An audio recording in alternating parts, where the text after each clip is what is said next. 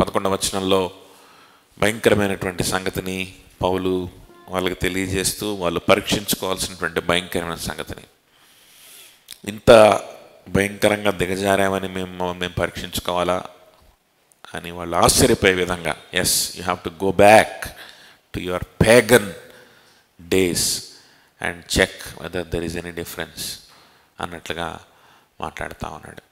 So 12వ వచనంలో ఏమంటున్నాడో చూద్దాం.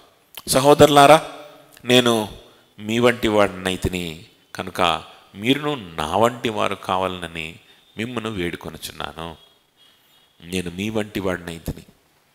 సహోదరులారా, నేను యూదుడును, నేను సున్నతి పొందినవాడును, పరిసయ్యుడును.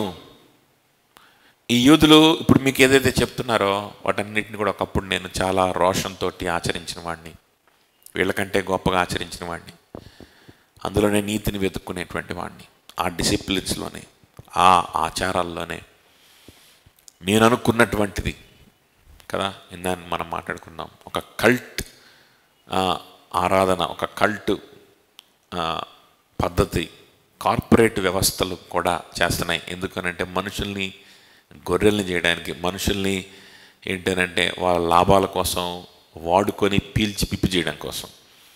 సో ఒక స్పిరిచువాలిటీని తీసుకొస్తున్నాయి. సో ఏంటనంటే ఇలాంటి యొక్క స్పిరిచువాలిటీలో నేను కూడా ఉండేవాడిని, నాకు కూడా ఇలాంటి పిచ్చిలో ఉండేవాడిని. మనుషుల్ని మెప్పించాలి, సమాజంలో గుర్తింపు పొందాలి, ఈ మతంలో నేనే గొప్పవాడిని అనిపించుకోవాలి అనేటువంటి ఒక పిచ్చిలో మూల పాఠముల్ని ఆధారం చేసుకొని వాటికి దాసులైపోయి ఉండేవాడిని. కానీ నేనేం చేశానంటే, నేను మీ వంటి వాడనైతిని. నేనేమైపోయాను? నేను మీ వంటి వాడిని అయిపోయాను. కాబట్టి మీరు కనుక మీరును నా వంటి వారు కావాలని మిమ్మల్ని నేను వేడుకొనుచున్నాను. మీరు ఏమనుకుంటున్నారంటే, పౌలు కూడా యూదుడే కదా, పౌలు కూడా ఎవరు? యూదుడే, పరిసయ్యుడు కదా.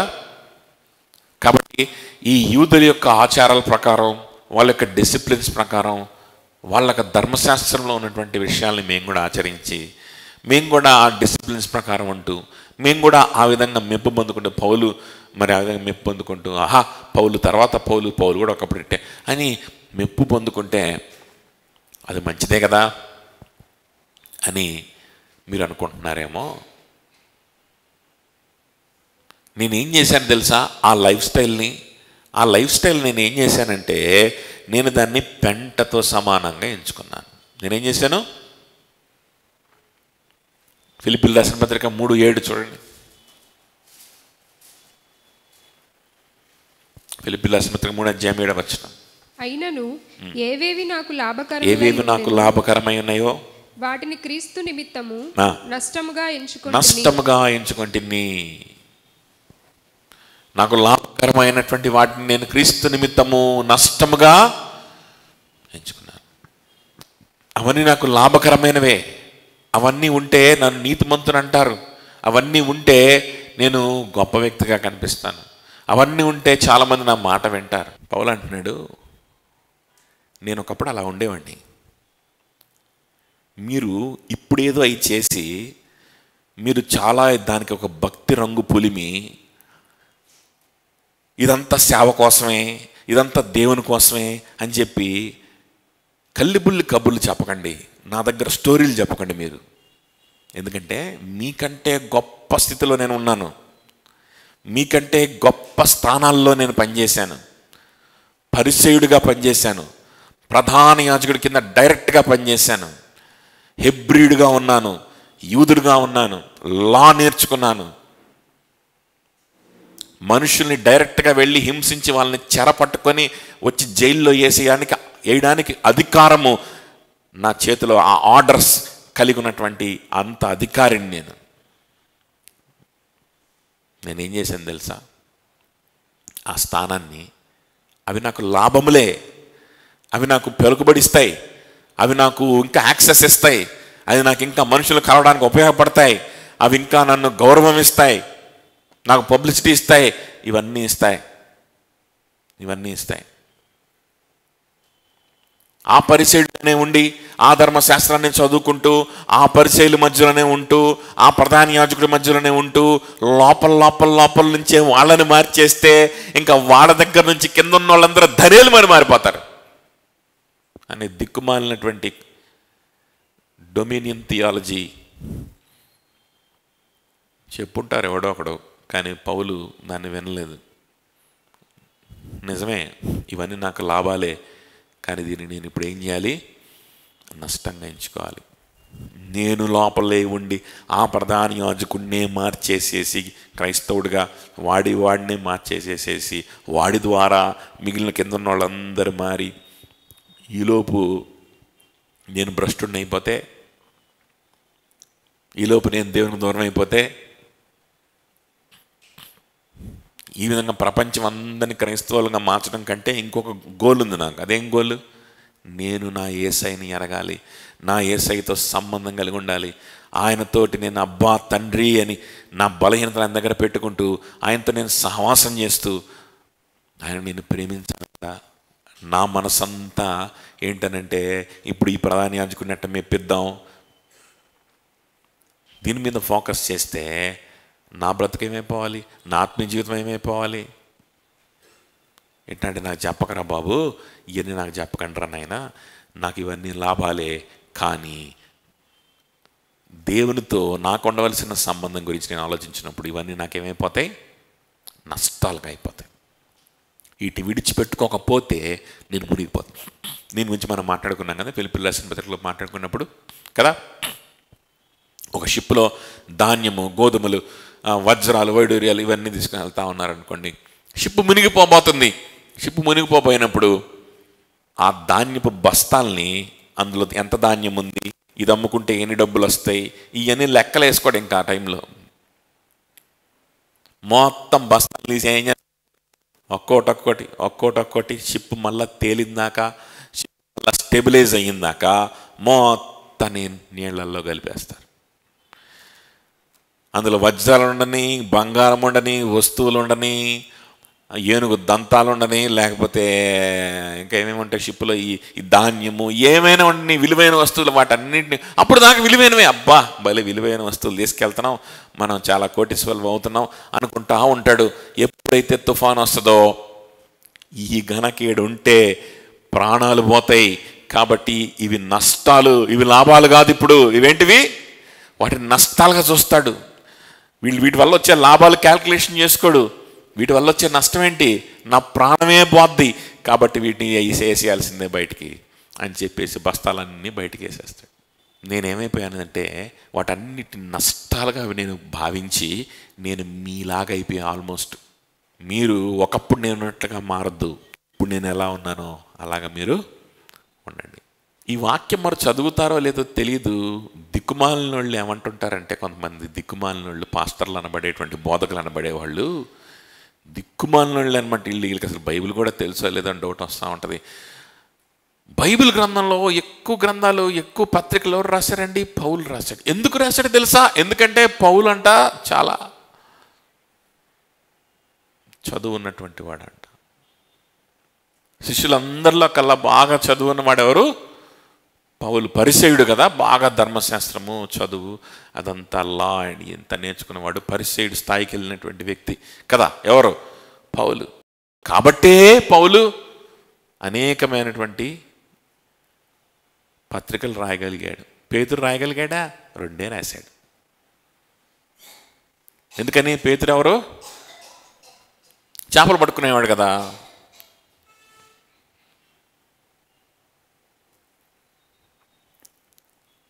ఇట్లాంటి వాళ్ళకు కూడా మరి ఈ వచనం చదివితే పౌలు చెప్పుతో మొహం కొట్టినట్టుగా ఉంటుంది.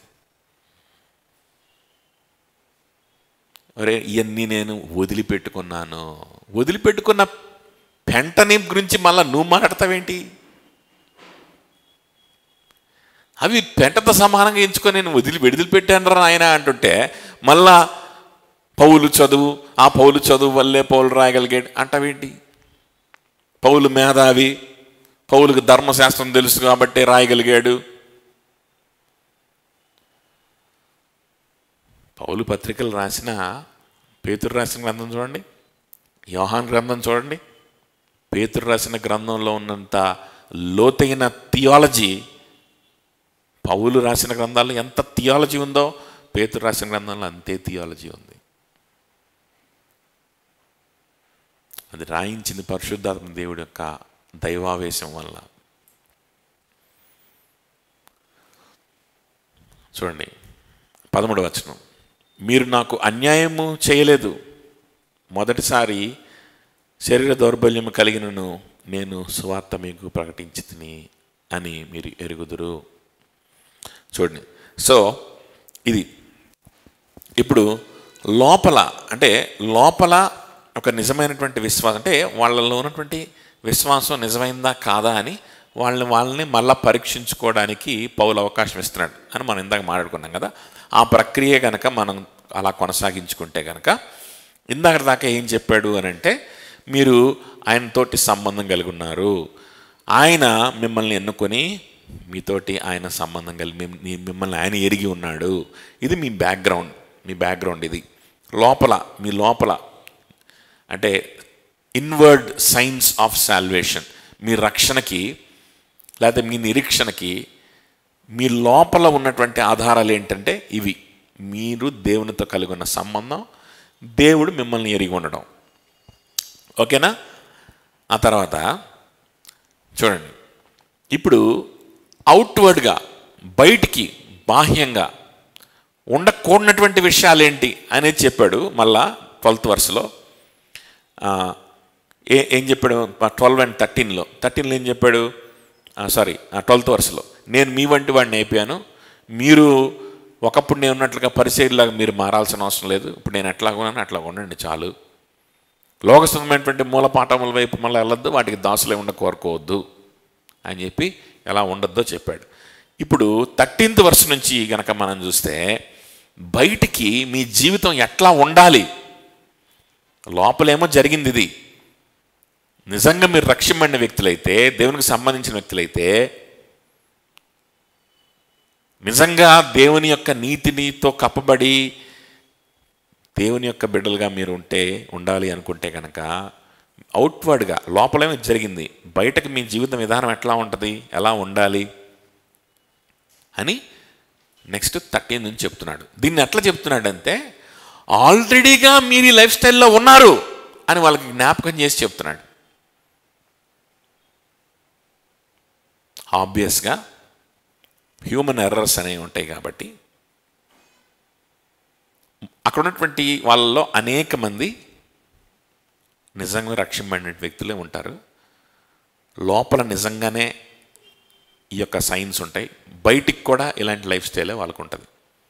కానీ ఆబ్వియస్గా ఇంకొంతమంది ఉండొచ్చు, వాళ్ళు రక్షింపబడలేదు, వాళ్ళు రక్షింపబడ్డం అనే భ్రమలో ఉన్న వాళ్ళు అయ్యి ఉండొచ్చు, వాళ్ళలో అవుట్వర్డ్ సైన్స్ కూడా ఉండవు. ఇన్వర్డ్ లోపల చూసుకున్నా ఆ విశ్వాసం కనిపించదు, లోపల చూసుకున్న దేవునితో వాళ్ళకున్న సంబంధం అనేటువంటిది కనిపించదు, బయటికి చూసుకున్నా బయట కూడా అది వాళ్ళకి కనిపించదు. బయట ఇప్పుడు చెప్పబోయేవి కూడా వాళ్ళు కనిపించవు.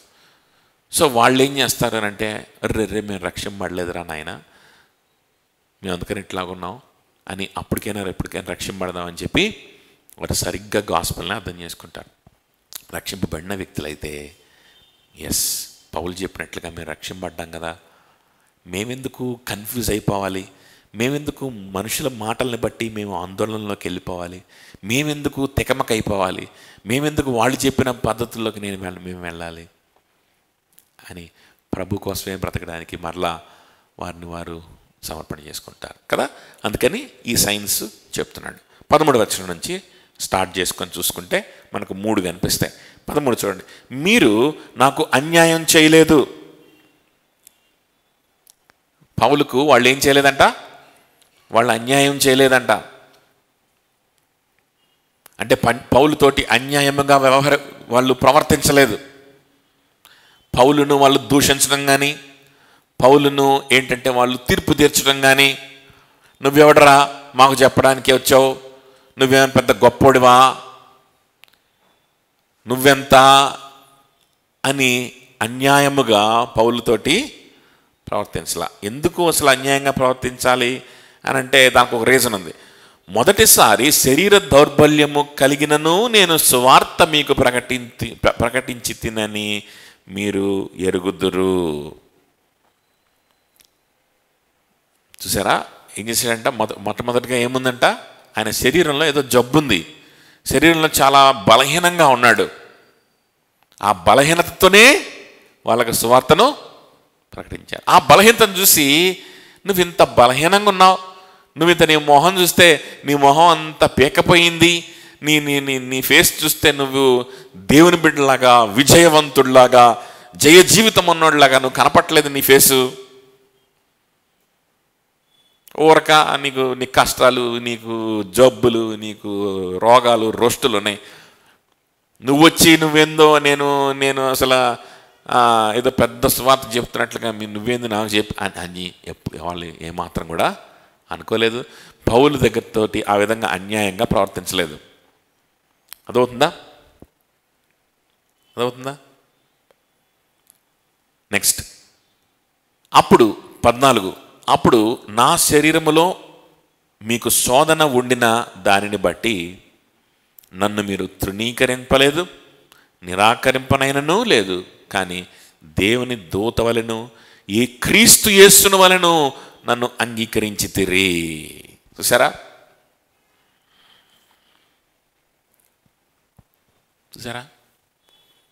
వాళ్ళు ఎవరు?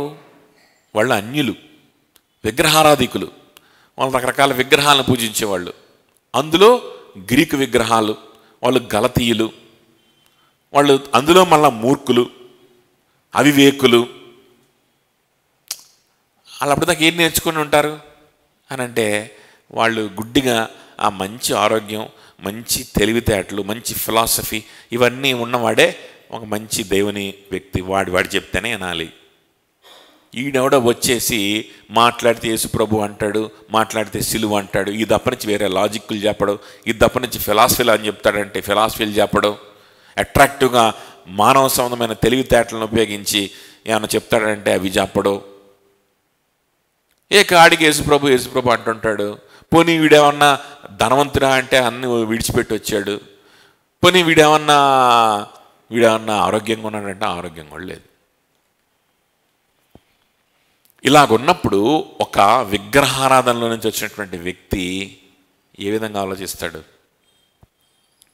ఎంత తృణీకరించాలి, కానీ మీరు నన్ను తృణీకరించలేదు, నాతో అన్యాయంగా మీరు ప్రవర్తించలేదు.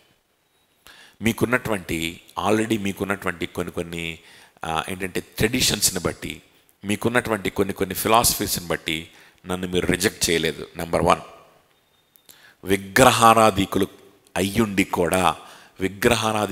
కూడా, మీ బ్యాక్గ్రౌండ్ వేరే అయ్యుండి కూడా, మీ టీచింగ్ వేరే అయ్యుండి కూడా, మీ ఫిలాసఫీలు వేరే అయ్యుండి కూడా, మీ ఫిలాసఫీలు మొత్తం మారిపోయినాయి.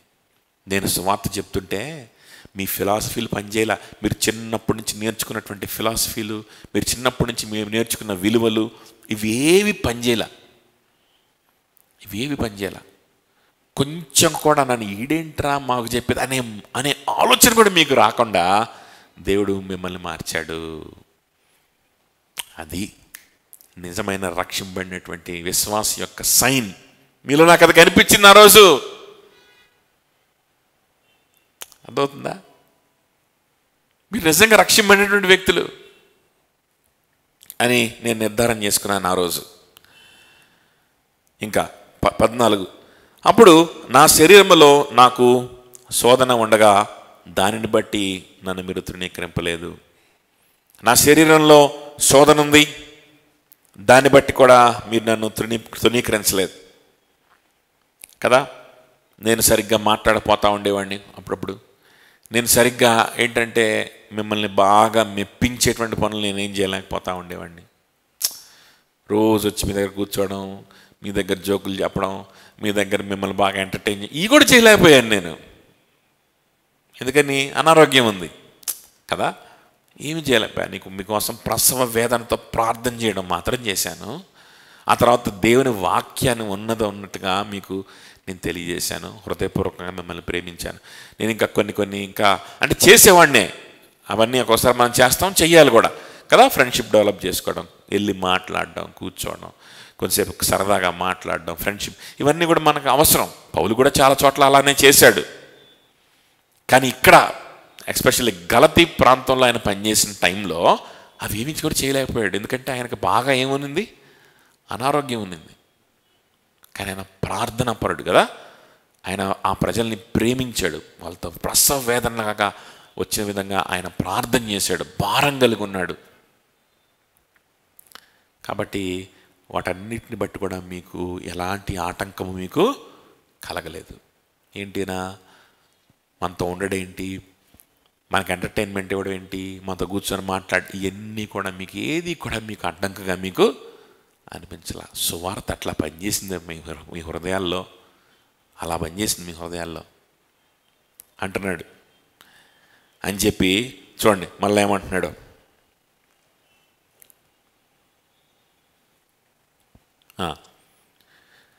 నిరాకరింపలేనను లేదు, కానీ దేవుని దూత వలెను క్రీస్తు యేసును వలెను నన్ను అంగీకరించితిరి.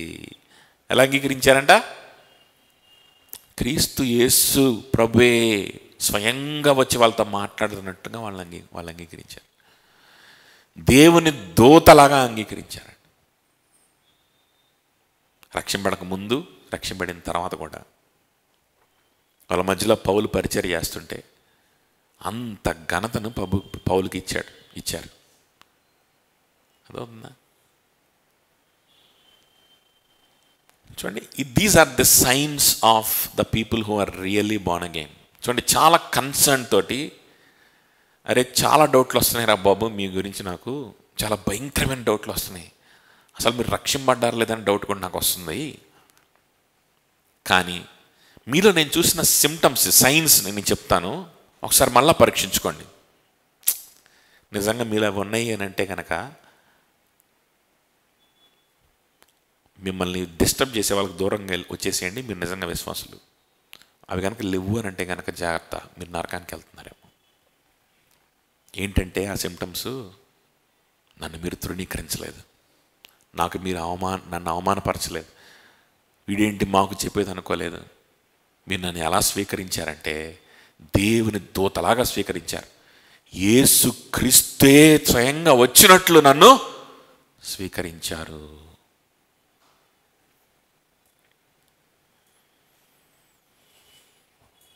అదవుతుందా? సో స్పిరిచువల్ లీడర్షిప్, యేసు క్రీస్తే దిగొస్తే, దేవుని దూత దిగొస్తే ఎట్లా ఆ వ్యక్తిని స్వీకరిస్తాం, ఎలా లోబడతాం ఆ వ్యక్తికి? గుడ్డిగా లోబడతాం కదా. కొన్ని విషయాల్లో మనం గుడ్డిగా లోబడతాం. ఆ వ్యక్తి చెప్పేటువంటి మాటలు, ఆ వ్యక్తి ఇచ్చేటువంటి సజెషన్స్, ఇచ్చేటువంటి బోధలు కావచ్చు, ఏవైనా కావచ్చు, వాక్యానికి విరుద్ధంగా ఉండనంత కాలం, వాక్యానికి విరుద్ధమైన క్రియలు మన చేత చేయించినంత కాలం కూడా ఆ వ్యక్తిని ఎట్లా స్వీకరిస్తాం మనం? అలా స్వీకరించారంట. చూడండి, ఇది it is actually a virtue which would prove that you are saved. చాలా ఆందోళనలో ఉన్నాడు పౌలు, చాలా ఆందోళనలో ఉన్నాడు.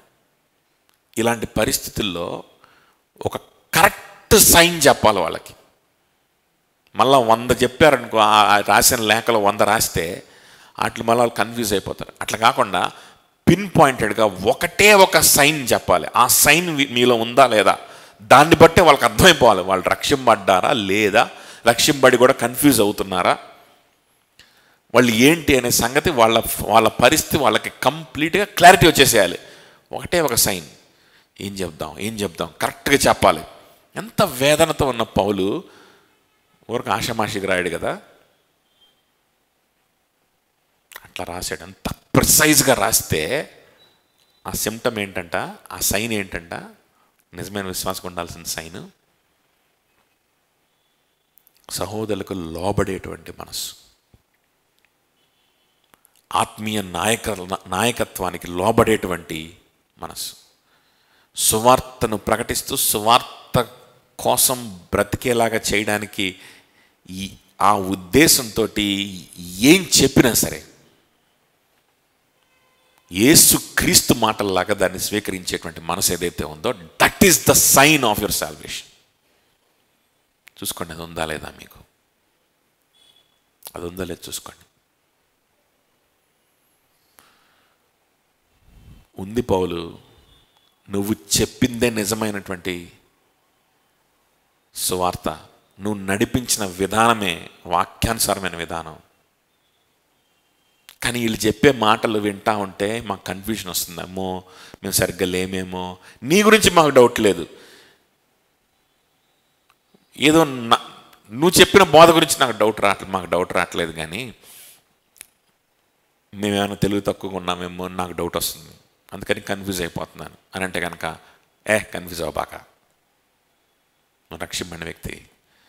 లోక సమయమైన మూలపాఠములకు నువ్వు తిరగాల్సిన దుస్థితి నీకు లేదు. Rejoice in the lord. సరే పౌలు సరే చేసుకుంటాడు. అలా కాదు, ఈ లేఖ చదువుతా ఉన్నప్పుడు అసలు ఈ పౌలు సరిగ్గా చెప్పాడంటావా మనకి? ఈ పౌలు చెప్పింది ఎందుకు రాలంటావు? ఈయన చెప్పిందే గాస్పలా ఏంటి? వీళ్ళు ఎంత లాజికల్గా ఉంది వీళ్ళు చెప్పేది చూడు. మన చేతులతో మనం చేసే క్రియ, దాన్ని బట్టి మనం తీర్పు తెచ్చిపడతాం, దాన్ని బట్టి మనకు ఘనత వస్తుంది, దాన్ని బట్టి మనం దేవునికి మహిమ తీసుకురాగలుగుతాం అని అంత లాజికల్గా ఉంది కదా, అంత లాజికల్గా ఉంది. ఆ ధర్మశాస్త్రం ఫాలో అవ్వడము, ఆ నీతులు ఫాలో అవ్వడము అంత లాజికల్గా ఉంది. అసలు పౌలు కరెక్ట్ చెప్పాడంటావా అనే డౌట్ వచ్చేసింది వీడికి ఆల్రెడీ. ఆ పౌలు ఏందో విడిచిపెట్టుకొని ఊరెంబడి తిరుగుతూ ఉన్నాడు, ఆయన చెప్పింది మనం విన్నాం, ఇదేందిరా నాయన, వీళ్ళు ఎంత సక్సెస్ఫుల్గా ఉన్నారో, వీళ్ళకి ఇట్టంటి వాళ్ళు చెప్పిన కదా మనం వినాల్సింది అనే ఆలోచన వచ్చేసింది అనుకో, నువ్వు నరకానికి వెళ్తున్నావు. ఒకవేళ ఈ లేఖ చదివే టయానికి ఆ సిచ్యువేషన్లో కనుక నువ్వు ఉంటే, ఇక్కడ అర్థమవుతుందా, నీ లైఫ్ అండ్ డెత్, నీ ఇటర్నల్ సాల్వేషన్, నీ ఇటర్నల్ హెల్, ఈ రెండు కూడా దేని మీద బ్యాలెన్స్ అవుతున్నాయి అని అంటే, పౌలుతో వాళ్ళకున్న రిలేషన్షిప్ మీద బ్యాలెన్స్ అవుతున్నాయి.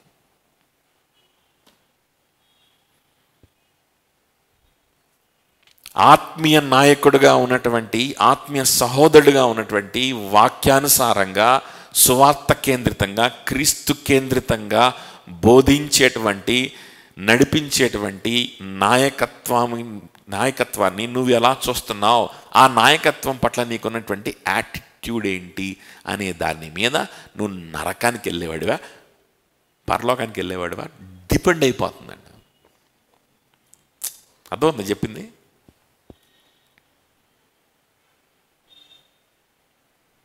ఆ ఆత్మీయ నాయకత్వాన్ని నువ్వు దేవుని దూత వచ్చినట్లుగా, యేసు క్రీస్తే నా మధ్యలో ఉన్నట్లుగా నువ్వు భావించిన వాడివైతే నువ్వు పరలోకానికి వెళ్తావు. ఏ మాత్రంగా తక్కువ నువ్వు చూసినా నరకానికి నువ్వు వెళ్ళిపోయావు, అయిపోయా. Thin balance. అందువల్ల చెప్పింది ఇదొక్క క్రైటీరియా సరిపోద్దా అని అంటే సరిపోద్ది. కాబట్టే ఇంత వేదనలో ఉన్న పౌలు ఈ ఒక్క క్రైటీరియాను వాళ్ళ ముందు పెట్టాడు. మీరు ఇదివరకు ఉన్నట్లుగా విగ్రహారాధికులుగా ఉన్న టైంలో ఏ స్థితిలో ఉన్నారో అదే స్థితిలో ఉన్నావా లేదా మారావా తెలుసుకోవడానికి ఒక అగ్ని పరీక్ష, ఒక యాసిడ్ టెస్ట్ ఇదే అని పెట్టాడంటే ఊరకబెట్టుంటాడా పౌలు? ఊరకబెట్టాడు కదా. చూడండి, so following spiritual leadership it comes naturally to a believer. సహజంగా ఒక విశ్వాసకు వచ్చేస్తుంది, సహజంగా వచ్చేస్తుంది. యేసుక్రీస్తు గురించి అంతా తెలుసుకున్నాను, థియాలజీ అంతా తెలుసుకున్నాను, ప్రసంగాలు కూడా చేయగలుగుతాను, పుస్తకాలు బోల్డ్ అని చదివాను, అన్నీ నేర్చేసుకున్నాను, జాలుంది, డబ్బులు ఇస్తాను, కావాల్సిన వాళ్ళకి సహాయాలు చేస్తాను, అన్నీ చేస్తాను, కానీ సంఘంలో కూడా ఉంటాను, రమ్మన్నప్పుడు వస్తాను, డిసిప్లిన్స్ ఫాలో అవుతాను, అన్నీ చేస్తాను, కానీ ఆత్మీయ నాయకత్వానికి నేను ఇచ్చేటువంటి విలువ, ఆత్మీయ నాయకత్వాలు అంటే వాళ్ళు పాస్టర్ కావచ్చు, లేకపోతే నీకంటే సీనియర్గా ఉన్నట్టు, నీకంటే అనుభవజ్ఞుడైనటువంటి ఒక సహోదరుడు కావచ్చు, అయితే నిన్ను దేవునిలోకి నడిపించి నీకోసం ప్రార్థన చేస్తున్నట్టు నీ పక్కనే ఉన్న ఒక సహోదరుని ఎవరైనా కావచ్చు, దేవుని సువార్త నీకు చెప్పి క్రీస్తు కేంద్రితంగా మాత్రమే నీతో మాట్లాడుతూ నిన్ను క్రీస్తులోనే పెంచాలని తాపత్రయపడేటువంటి వ్యక్తి ఎవడైతే ఉన్నాడో ఆ వ్యక్తితోటి నీకున్నటువంటి సంబంధం, ఆ వ్యక్తి పట్ల నీకున్న యాటిట్యూడ్ తేల్చి పారేస్తుంది. నువ్వు ఇంకా పాత స్థితిలోనే ఉన్నావా లేకపోతే మారావా, మిగిలినవన్నీ కూడా ఉన్నావంటే లేకపోయినావంటే నా అర్థమవుతుంది చెప్పింది. ఇదే లేకపోతే ఇంక మిగిలినవి ఉన్నావంటే నేను అవి మానేసి ఈ ఇవన్నీ పనికిరావు. ఇంకా చూడండి, ఇప్పుడు దీనికి ఒక పేరు పెడతాడు చూడండి, అద్భుతంగా ఉంటుంది. 15వ వచనం, మీరు చెప్పుకొనిన ధన్యత ఏమైనది. ఏంటంట? ఈ యాటిట్యూడ్. ఓకే, వాళ్ళు చిన్నప్పటి నుంచి నేర్చుకున్నటువంటి ఫిలాసఫీస్ని పక్కన పెట్టేశారు, పౌలు చెప్పిన మాటలు విన్నారు. పౌల్లో ఉన్నటువంటి బలహీనత, ఈ పౌలు మాకేం చేస్తున్నాడు, ఏం ఒరగబెడుతున్నాడు, మాకేమైనా ఆహారం ఇస్తున్నాడా, మాకేమైనా వస్తువులు ఇస్తున్నాడా, మాతో ఏమైనా టైం స్పెండ్ చేస్తున్నాడా, మమ్మల్ని ఏమన్నా తెగ ఓదార్చి మమ్మల్ని ప్యాంపర్ చేస్తున్నాడా, ఏం చేస్తున్నాడని వీడు చెప్పిన మాటలు మేమైనా అని కూడా అనుకోలేదు. నెంబర్ 2.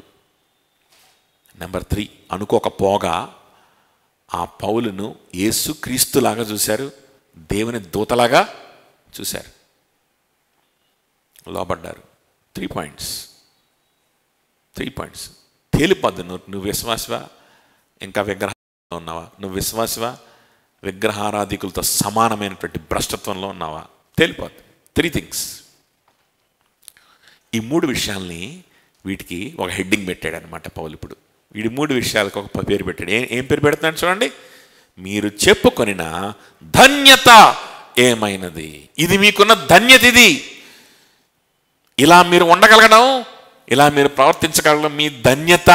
ఈ ధన్యత ఏమైపోయిందిరా ఇప్పుడు ఏమైపోయింది ఈ ధన్యత? డౌట్ వచ్చేసిందా నా మీద? పికారోళ్ళలాగా వచ్చాడు పౌలు మా దగ్గరికి, ఉద్యోగం వదిలిపెట్టుకున్నాడంట, మంచి ఉద్యోగం, సెంట్రల్ గవర్నమెంట్ ఉద్యోగం వదిలిపెట్టుకొని అక్కడ టెంపుల్ దగ్గర ఉన్న ఉద్యోగం అన్నీ వదిలిపెట్టుకుని వచ్చాడంట. దిక్కుమాలినోళ్ళలాగా వస్తే ఆడు చెప్పిన మాటలు విన్నాం అని చెప్పి ఆలోచన వచ్చేసింది కదా, వచ్చిందా? వస్తే నువ్వు నరకానికి వెళ్ళే వ్యక్తివే. ఒకవేళ రాలేదు కానీ కన్ఫ్యూజ్ అయ్యాం అని అంటే కనుక అవకండి, ఇది మీకున్న ధన్యత.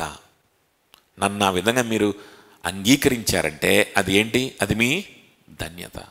సువార్తను తీసుకొచ్చేవాడిని, సువార్తను తీసుకొచ్చేవాడిని అంగీకరించడం, లోబడ్డం నా ధన్యత.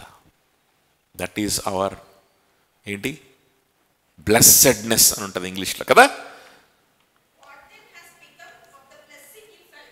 What then has become of the blessing you felt. ఇంకొక వర్షన్లో ఈఎస్వీలో అయితే, ఈఎస్వీ అనేది ఇంకొక వర్షన్లో అనుకుంటా, what happen to this blessedness అంటాడు. కేజీవీలో అనుకుంటాను, what happen to this blessedness, where then. ఇదేంది ఇది? ఎన్ఏఎస్బియా? సర్లే అని అదే అన్నీ ఒకటే అర్థం, కానీ కొంచెం కేజీవీలో ఇలాంటి పంచ్ ఉంటుంది అనమాట. సింగిల్ వర్డ్లో పంచ్ వర్డ్స్ ఉంటాయి కేజీవీలో. What happen to your blessedness. సఖ్యమైతే మీ కన్నులు, దీనికి ఇంకొంచెం అడిషనల్గా ఇంకొంచెం యాడ్ చేస్తున్నాడు. సఖ్యమైతే మీ కన్నులు ఓడబీకి నాకిచ్చి వేసి ఉందురని మీ పక్షమున సాక్ష్యం పలుకుచున్నాను. మీరు ఎలాంటి వాళ్ళో తెలుసా? ఎలా మారిపోయారు తెలుసా? మీరు ఎలా మారిపోయారు తెలుసా? పక్కనోడి కోసం నేను ఎందుకు చేయాలి, నా డబ్బులు, నా కుటుంబం, అని ఆలోచించే మీరు ఎట్లా మారిపోయారంటే, సఖ్యమైతే నా కోసం కన్ను ఊడబీకిమ్మంటే కూడా మీరు ఇచ్చేసే స్థితికి వెళ్ళిపోయారు. అరే అబ్బాయి, నేను సువార్త ప్రకటించాను కదా, మీకోసం సువార్తను ప్రకటించాను కదా, మరి మీ కన్ను ఊడబీకి ఇచ్చేస్తే ఈ సువార్త ప్రకటనకి అది బాగా ఉపయోగపడుద్దని నాకు అనిపిస్తుంది. అంటే మారు ఆలోచించకుండా ఊడబీకేసుకొని ఇచ్చేస్తారు. అవుతుందా? కళ్ళు ఊడబీగితే సువార్తకి ఏం ఉపయోగం? అలాంటి పరిస్థితి రాదు. పౌలు అలా అడగడు. అదవుతుందా? కానీ వాళ్ళకున్నటువంటి బాండేజ్, వాళ్ళకున్న గౌరవం పౌలు పట్ల ఎట్లా ఉందంట? ఆలోచించకుండా అటువంటి లోబడేటువంటి మనసు మీలోకి వచ్చేసింది. విగ్రహాలు పూజించుకునే మీలోకి, క్రూరత్వంలో ఉండేటువంటి మీలోకి ఇలాంటి సెల్ఫిష్నెస్తో నా డబ్బు నా ఇది అని చెప్పి మీరు మీ విగ్రహాలను పూజలు చేసుకుంటా ఉండేటువంటి మీలోకి ఇలాంటి స్వభావం వచ్చేసింది. నేను చూశాను. This is your blessedness. అది పోగొట్టుకోవద్దు. ఆ పౌలునే మళ్ళా మీకు చెప్తున్నాను. మీరు పరిచయలాగా అవ్వద్దు. మీరు నాలాగానే ఉండండి. నేను నేర్పించినట్లుగానే మీరు ఉండండి. కన్ఫ్యూజ్ అవ్వద్దు.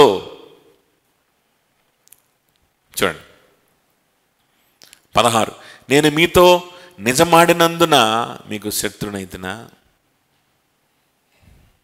నేను నిజం పలికినందున, నేను సత్య సువార్త మీకు ప్రకటించినందున నేను ఇప్పుడు శత్రునైపోయానా?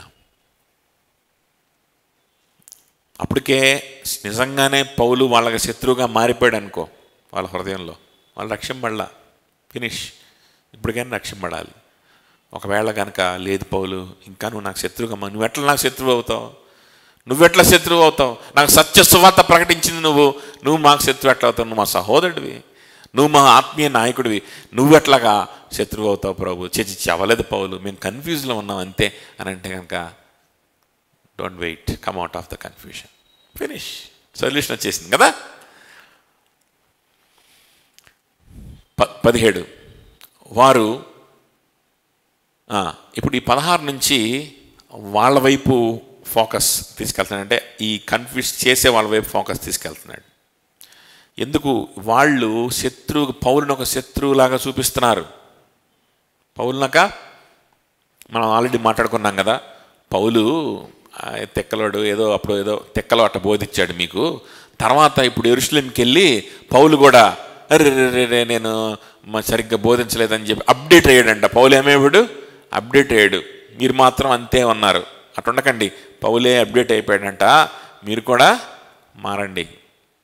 మీరు కూడా మారి ఇక ఇంకా రక్షణ, యేసుప్రభు సువార్త ఇవి ఆలోచించకుండా కాస్త సమాజంలో మంచి పేరు అట్ట తెచ్చుకోవాలి, కాస్త మంచి పనులు ఆజ్ఞలు అవి పాటించి ఎట్లా భక్తులుగా మంచి కనిపించాలి, దాని మీద ఫోకస్ చేయండి. కాస్త పౌలు కూడా మారిపోయాడు అంటే ఎప్పుడో అని చెప్పి కబుర్లు చెప్తా ఉన్నారు.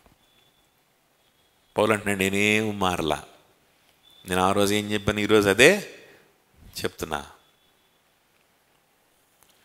మీరు మారకండి, నాలాగనే ఉండండి. నేను మీకు శత్రువునైపోయానా? వాళ్ళు వచ్చేదో మాట్లాడంగానే నేను పిచ్చోళ్ళకి కనిపిస్తున్నానా? మిమ్మల్ని పాడు చేయడానికి వచ్చిన శత్రువునా నేనేమన్నా? మీకోసం ఎంత ప్రార్థన చేశానో మీకు తెలీదా? మీకోసం ఎంత ప్రయాసపడ్డానో, ఎంత ప్రార్థనలో ప్రయాసపడ్డానో, ఎంతగా మీకోసం నేను ప్రసవ వేదన పడ్డానో మీకు తెలీదా? మీ కీడుని కోరుకునే వ్యక్తినా నేను? మీకు ఆ విధంగా కీడు చేసి వెళ్ళిపోతానా నేను? చూడండి, ఇప్పుడు వాళ్ళు ఆ విధంగా మీ మైండ్ ఆ విధంగా చేస్తున్నారు కదా, వాళ్ళ గురించి చెప్తాను వినండి అని 17లో అంటున్నాడు. వారు మీ మేలు కోరి మిమ్మల్ని ఆసక్తితో వెంటాడువారు కాదు. వీళ్ళు ఏం చేస్తున్నారు? వీళ్ళు ఆసక్తితో వెంటాడుతున్నారు. వీళ్ళని ఆసక్తి చూపిస్తున్నారు. పౌలేమో ఆసక్తితో వెంటాడగలిగాడా? పౌలు కూడా ఆసక్తితో వెంటాడతాడు రక్షింపడాల్సిన వ్యక్తుల్ని. కానీ గలతీ ప్రాంతంలో ఉన్నప్పుడు అంత ఆసక్తితో వెంటాడలేకపోయాడు. ఎందుకని? జబ్బులో ఉన్నాడు.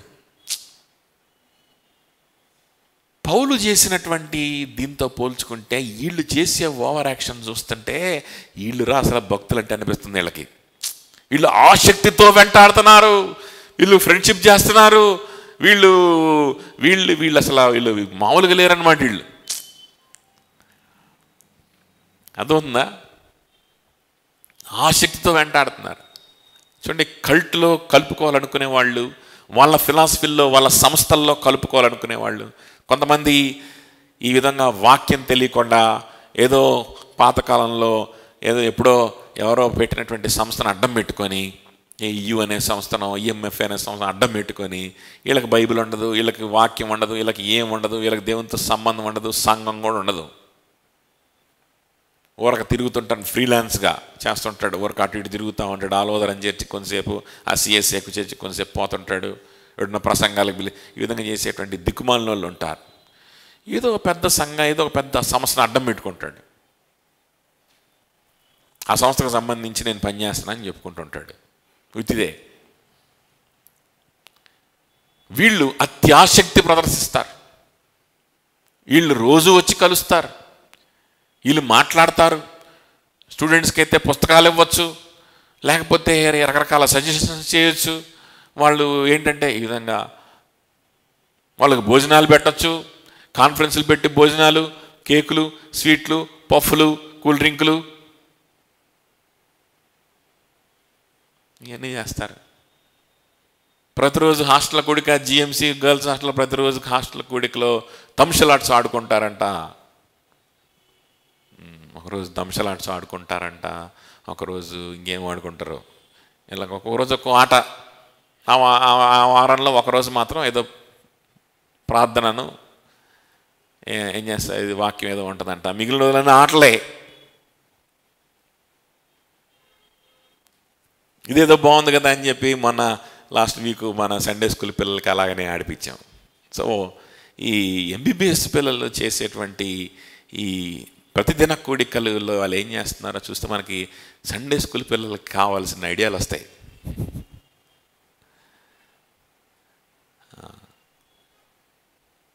ఎంబీబీఎస్ చదివేవాళ్ళు, పీజీలు చదివేవాళ్ళు అందరు కూర్చొని తెగ ఆసక్తి. ఈ ఆసక్తి తట్టుకోలేని ఆసక్తి అనమాట. వీళ్ళు ఎందుకు ఆసక్తి చూపిస్తారంట? వీళ్ళు ఎందుకు చూపిస్తారు అని అంటే మీ మంచి కోరి కాదు, మీ మంచి కోరి కాదు. నేను ఎంత ఓవర్ యాక్షన్ చేసి ఉండకపోవచ్చు, కానీ నేను నీ మంచి కోరాను, నీ మంచి కోరాను. మీరు ప్రభువులో మాత్రమే ఉండాలనుకున్నాను, ప్రభువుకు మాత్రమే మీరు సొంతం అవ్వాలనుకున్నాను, ఆ ప్రభువుకు మాత్రమే, క్రీస్తుకు మాత్రమే మిమ్మల్ని ప్రదానం చేయాలనుకున్నాను. మంచి కోరాను. వాళ్ళు చేసినంత ఓవర్ యాక్షన్ నేను చేసి ఉండకపోవచ్చు నా ఆరోగ్యం వల్ల.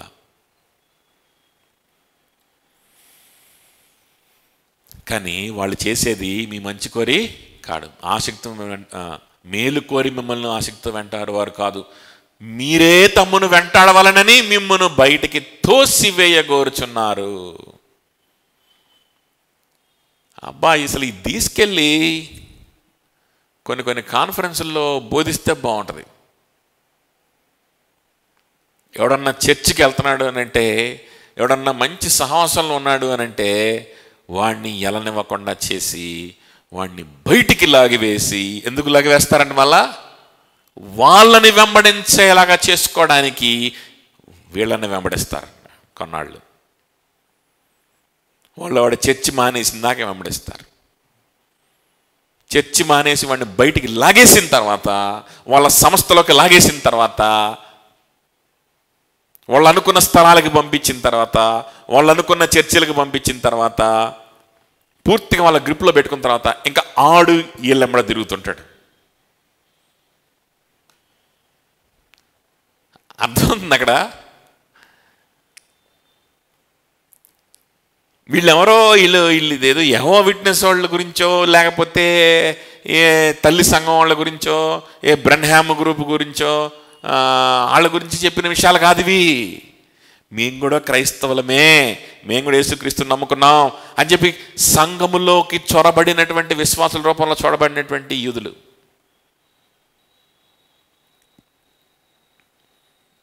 చూడండి 18, నేను మీ యొద్ద ఉన్నప్పుడు మాత్రమే కాక ఎల్లప్పుడూ మంచి విషయముల్లో ఆసక్తిగా నుండుట యుక్తమే. ఏంటంట? నేను మీ యొద్ద ఉన్నప్పుడు మాత్రమే కాక, మీ యొద్ద ఉన్నప్పుడు మాత్రమే కాక మీరు నా పట్ల, మళ్ళా వచ్చేసాడు, మళ్ళా back to their relationship to him. అర్థమవుతుందా? మీ రక్షణకున్నటువంటి యాసిడ్ టెస్ట్ ఏంటని చెప్పాను, your relationship to the spiritual leaders. మళ్ళీ దానికి వచ్చేసాడు, నేనున్నప్పుడే కాక నేను లేనప్పుడు కూడా ఆసక్తి కలిగి ఉండండి.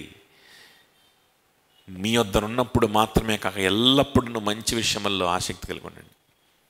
నేను మీ వద్ద లేనప్పుడు కూడా నేను బోధించినటువంటి బోధల పట్ల ఆసక్తి కలిగి ఉండండి. అవి మంచి విషయాలు కదా, చెడ్డ విషయాలు ఏం కాదు కదా, క్రీస్తు కేంద్రితమైన విషయాలే కదా, నా గురించి నేనేం చెప్పుకోలేదు కదా. కాబట్టి నాతో ఉన్నటువంటి ఆ సంబంధం మీరు కాపాడుకుంటే you will be safe in your salvation. మనకు కూడా అది ఈరోజు అక్షరాల వర్తించేటువంటి మాటలు ఇవి. ఆత్మీయ సహోదరులతోటి, ఆత్మీయ నాయకత్వంతో, ఆత్మీయంగా మనల్ని నడిపించాలని మన మేలు కోరే వారితోటి మనకున్న సంబంధమే మన ఆత్మీయ, మన రక్షణను తేల్చిపారేసేటువంటి విషయం. గుర్తుపెట్టుకోండి. నీకు ఎన్ని ఉన్నా సరే, ఎన్ని లక్షణాలు ఉన్నా సరే, అదొక్కటి లేకపోతే మాత్రం ఏం ఉపయోగం లేదు. గుర్తుపెట్టుకో. వీళ్ళేందిరా నాకు చెప్పేది, నేను చాలా మేధావిని, నేను ఆలోచించుకుంటాలే.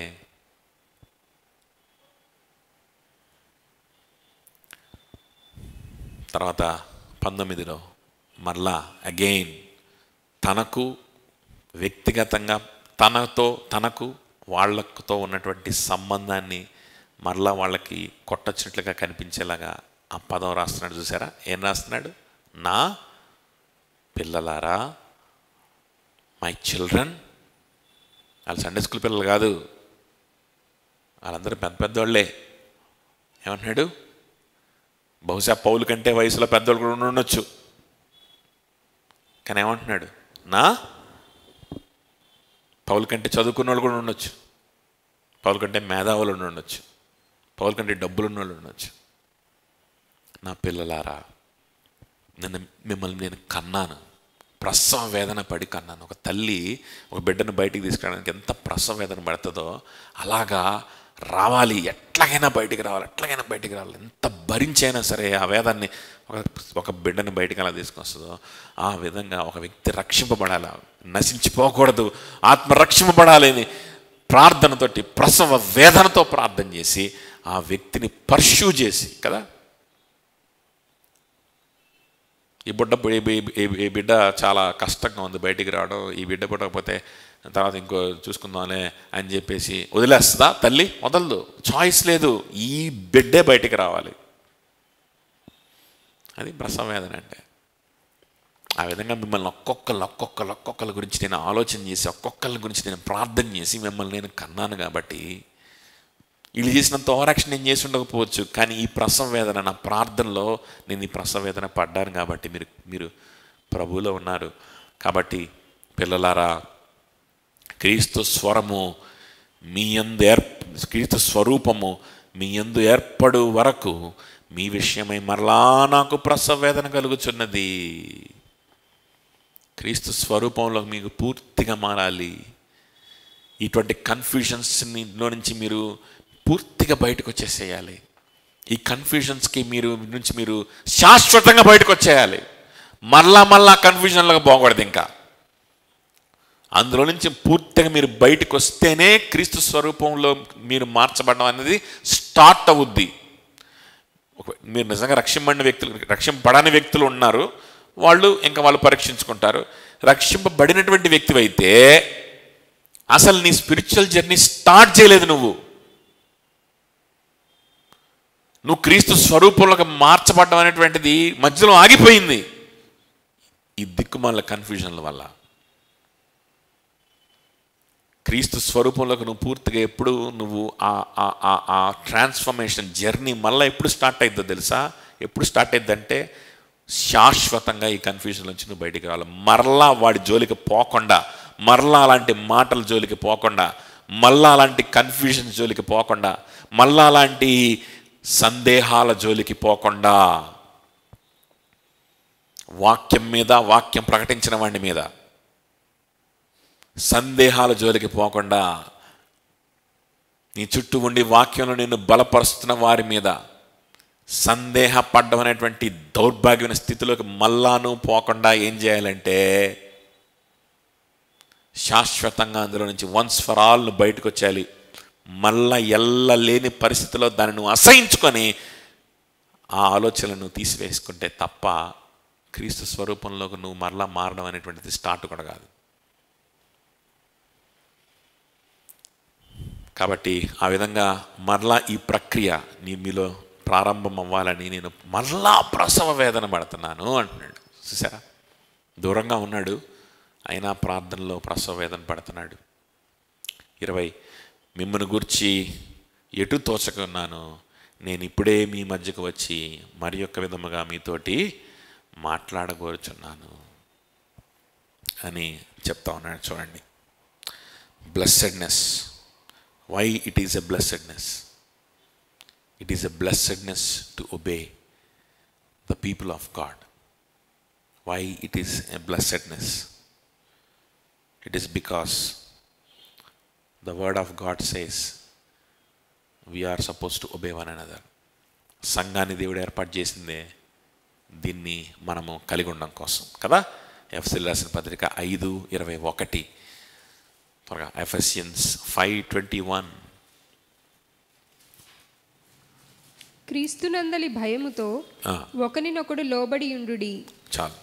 క్రీస్తునందు భయముతో, నిజంగా క్రీస్తుకు నువ్వు భయపడేవాడు అయితే ఒకరికొకరు లోబడతావు. ఒకరికొకరు లోబడకుండా, సహోదరులకు లోబడకుండా నేను క్రీస్తుకు భయపడతా అని అంటే కుదరదు. క్రీస్తుకు నిజంగా భయపడేవాడు ఒకరికొకడు లోబడి తీరుతాడు. Next, why this is a blessedness అనే దానికి రెండో point. 1 Timothy chapter 5:17-18. 1 Timothy chapter 5:17-18. బాగుగా పాలన చేయు పెద్దలను, విశేషముగా వాక్యమందును ఉపదేశమందును ప్రయాసపడు వారిని రెట్టింపు సన్మానమునకు పాత్రులనుగా ఎంచవలెను. బోధ చేసి వాక్యమందును ఇంకా ఉపదేశమనందును ప్రయాసపడి నీ ఆత్మను గురించి ఆలోచించి ప్రార్థన చేసేటువంటి వాడు. ఓవర్ యాక్షన్ చేయకపోవచ్చు, దంశలాడ్స్ ఆడిపించకపోవచ్చు, ఇంకా యాక్షన్ సాంగ్ ఆడిపించకపోవచ్చు, ఇంకా నీతోటి సొల్లేకపోవచ్చు, నీతోటి వచ్చి ఇట్లాగా ఓవర్ యాక్షన్ చేయకపోవచ్చు. కానీ ఏంటంట, నీ ఆత్మీయ జీవితాన్ని గురించి ఆలోచిస్తూ బాగుగా పరిపాలన చేస్తూ, నువ్వు దారి మరి తప్పిపోతున్నప్పుడు సరి చేస్తూ, నిన్ను మానిటర్ చేస్తూ, నీకు సరిగ్గా ఉపదేశించి బోధించేటువంటి వారికి ఏమివ్వాలి? రెట్టింపు సన్మానముకు పాత్రులుగా ఎంచాలి. చూడండి, ఒక్క పాస్టర్ గురించి అనే కాదు, అది ఎవరైనా సరే వాళ్ళని సన్మానించడానికి, లోబడ్డానికి మనం సిద్ధంగా ఉండాలి. తర్వాత again third point, why it is a blessedness. Third point, Philippians 2:3. Why it is a blessedness? Why it is linked to your salvation. కక్ష చేతనైనను వృధాతిశయము చేతనైనను ఏమీయు చేయక వినయమైన మనస్సు గలవారై ఒకనినొకడు తనకంటే యోగ్యుడని ఎంచుచు మీలో ప్రతివాడును తన సొంత కార్యములను మాత్రమే గాక. చాలు, మీకంటే ఎదుటి వ్యక్తి యోగ్యుడని ఎంచుకోవడం. వృధాతిశయం ఉండకూడదు, ఇంకేం ఉండకూడదు, కక్ష ఉండకూడదు, అంటే పోటీతత్వం, వృధాతిశయం అని నేను తక్కువ, నేను భక్తుడినే, నేను భక్తురాలు, వృధాతిశయం ఉండద్దు.